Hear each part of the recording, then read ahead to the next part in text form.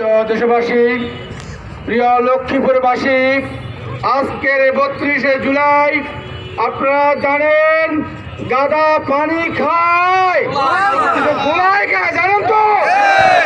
আপনারা তত্ত্বাবধায়ক সরকার প্রতিষ্ঠা করেন নাই, 12ই ফেব্রুয়ারি নির্বাচন দিয়ে তত্ত্বাবধায়ক সরকার প্রতিষ্ঠা করেছেন। আপনারা বিগত সময় দেশে ছিলেন না, আপনি আপনার ভাইকে দেখেন নাই।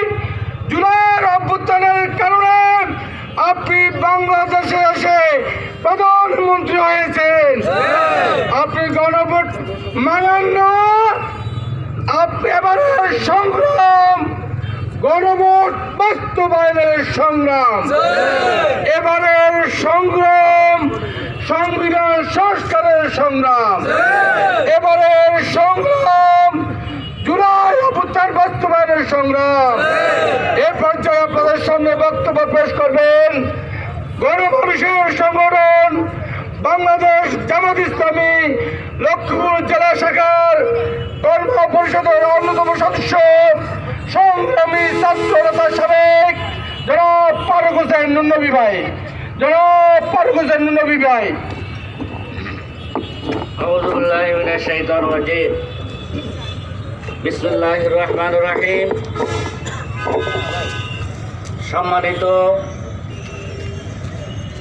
বাংলাদেশ জামাত ইসলামী লক্ষ্মীপুর জেলার সংগ্রামী নায়েবে আমির, উপস্থিত আছেন সংগ্রামী জেলা সেক্রেটারি, জেলা নেতৃবৃন্দ, সর্বস্তরের জনতা, উপস্থিত আছেন সাংবাদিকবৃন্দ, আইন শৃঙ্খলা নিয়োজিত বন্ধুগণ, উপস্থিত আছেন লক্ষ্মীপুরবাসী।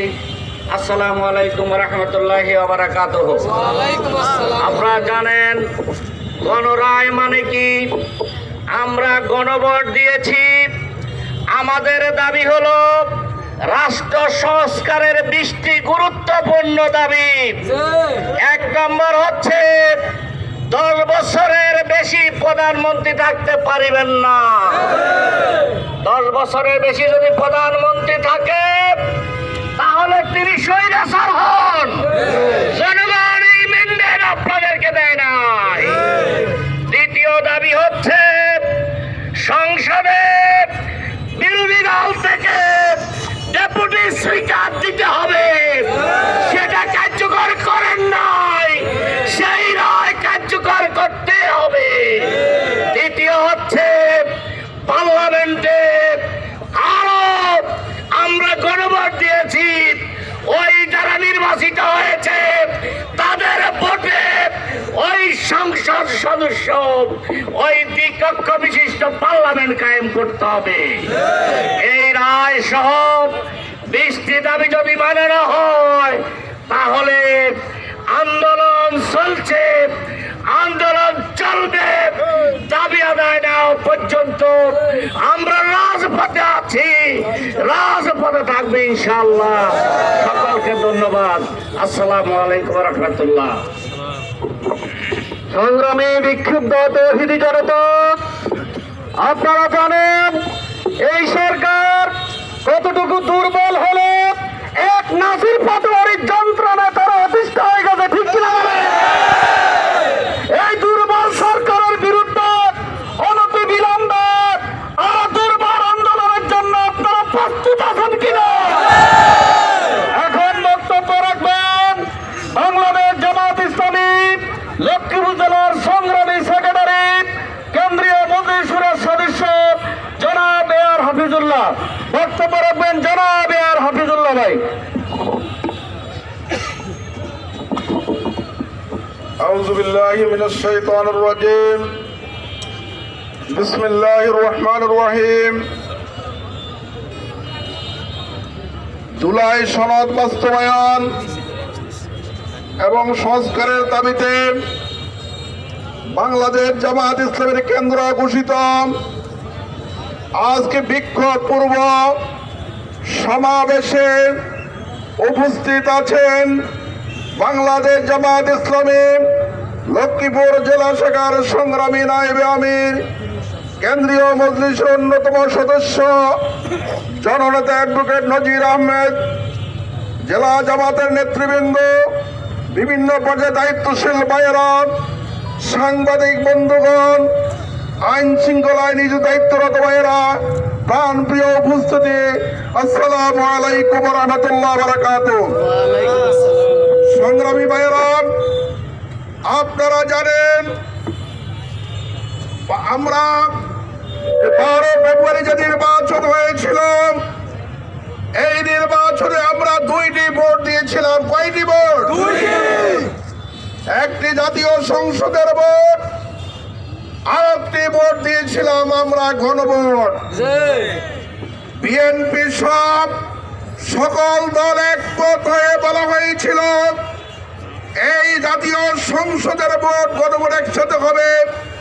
যারা সরকার গঠন করবে তার পরবর্তী গণভোটের মাধ্যমে জাতীয় দেশ সংস্কার কমিশন গঠন করা হবে। সম্মানিত ভাইয়েরা, আমরা দেখতে পেলাম আজকে বিএনপি ক্ষমতা আসার পর আজকে গণভোটের ব্যাপারে কোনো ধরনের বক্তব্য তারা দিচ্ছে না।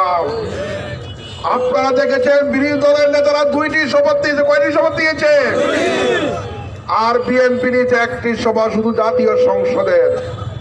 কিন্তু তারা লিখিত দিয়েছিল, আজকে তারা লিখিত চুক্তি ভঙ্গন করতেছে। শতকরা 71% লোক গণভোটের পক্ষে রায় দিয়েছে। আজকে স্বৈরাচারী ফ্যাসিস্ট হাসিনার সেই ধরনের তারা চরিত্র আজকে ধারণ করতেছে। সম্মানিত ভাইয়েরা, আমরা বলতে চাই, কিন্তু দাবি আপনারা মানবেন। আমাদের এক মুরব্বী বলেছিল, 100 বক্তব্যে উনি শহীদ হয়ে গেছেন, মাওলানা আব্দুল জব্বার বলেছিল একটি চোরকে ধরা হয়েছিল, চোরকে বিচারের রায় দেওয়া হয়েছিল, তুমি যে যদি 1 কেজি পেঁয়াজ খাও তাহলে তোমার মানে মাপ, আর না হলে 100 জুতার বাড়ি। তখন কতক্ষণ পর্যন্ত পেঁয়াজ খাওয়া শুরু করলো, তারপরে বললো যে না আমি জুতার বাড়ি খাবো। আবার জুতার বাড়ি যখন দেওয়া শুরু করলো, আবার পেঁয়াজ খাবো।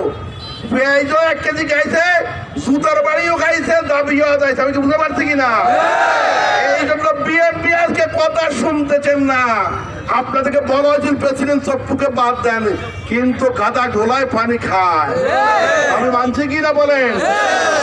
আদ্দিন হাসপাতাল বন্ধ করছে, কয় এটা আর খোলা হবে না। জনগণের চাপের মুখে আদ্দিন হাসপাতাল খুলে দিতে বাধ্য হয়েছে। তারা ইতিমধ্যে আপনারা দেখেছেন এনসিপির নেতৃবৃন্দ হবিগঞ্জে প্রোগ্রাম করতে গিয়েছে, তাদেরকে সেখানে হামলা করে একজন কিশোর আলিফের চোখ উপড়ে ফেলা হয়েছে।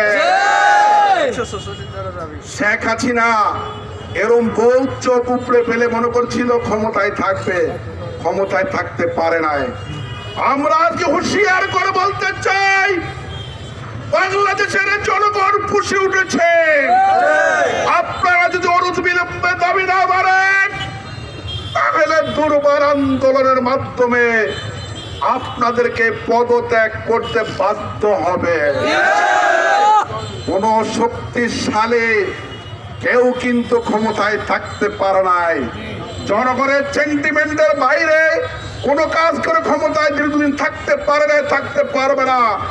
এই জন্য বলতেছি, অনতিবিলম্বে আপনারা গণরায় মেনে নিয়ে, আপনারা গণভোটের দাবি মেনে নিয়ে অনতিবিলম্বে সংসদে পাশ করে কার্যকর করেন। না হলে আগামী দিনে দেশের জনগণ আপনাদের বিরুদ্ধে দুর্বার আন্দোলন গড়ে তুলতে। সম্মানিত ভাইরা, এই জন্য আপনারা কি সকল আগামী দিনের সকল কর্মসূচিতে অংশগ্রহণ করতে রাজি আছেন কিনা? রাজি আছেন কিনা? ইনশাআল্লাহ আমরা দাবি আদায় না হবে রাজপথ ছাড়বো না। সবাইকে আন্তরিক মোবারকবাদ। আসসালামু আলাইকুম রহমতুল্লাহ।